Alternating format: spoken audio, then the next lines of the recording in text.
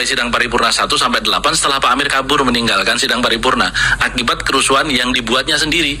Mengapa? Mengabaikan aspirasi forum. Yang kedua, saya juga membantah bahwa memang ini persoalannya luar dan dalam. Karena pada saat Pak Amir mengumumkan juga kehadiran secara fisik, ada calon lain yang sudah declare. Kalau dikatakan deklarasi itu adalah syarat. Siapa itu? Profesor Husnan Bevanani, mantan anggota DPR juga, sahabat kita, mantan Dubes Azerbaijan. Ya, dan dia adalah hadir. Dia kader, dia hadir, dia memenuhi syarat. Kenapa nggak ditawarkan?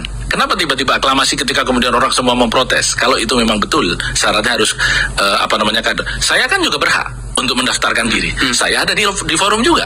Kenapa nggak ditawarkan? Jadi ini bukan soal dalam atau luar.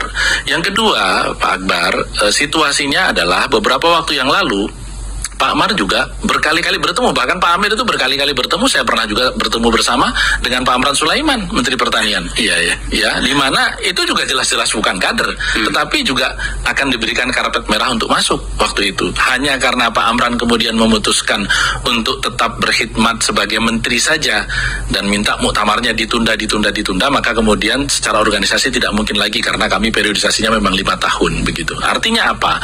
Ini bukan soal luar dan dalam. Pak Amran itu berkali-kali menerima tamu yang namanya Haji Muhammad Mardiono di rumahnya untuk diantarkan menjadi ketua umum. Jadi ini bukan dalam dan luar. Ini persoalan pro status quo dan anti status quo. Persoalan mikotnya di mana begitu.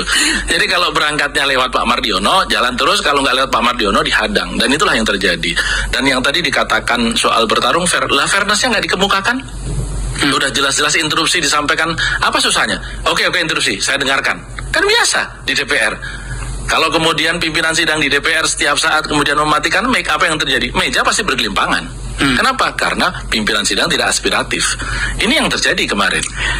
Pak Amir, ini menjadi serius ini ternyata, bahwa ternyata kalau Anda ini gugur, ini pandangan Anda nih, argumen Anda mengatakan bahwa nggak bisa dong, harus mekanisme organisasi ya adalah kader lah segala macam.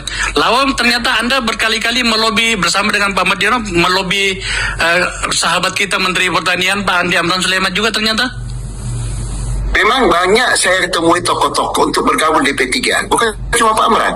Saya juga ketemu dengan Pak Dudung. Bahkan banyak tokoh-tokoh lain yang saya temui. Saya ajak untuk bergabung di P3. Tentu dalam tanda kutip, mari kita bersama-sama. Bersama-sama itu tidak harus ketua umum, Pak Akbar. Karena kalau selain ketua umum atau sekjen, itu anggaran dasar kita. Itu membuka ruang, siapa aja boleh masuk.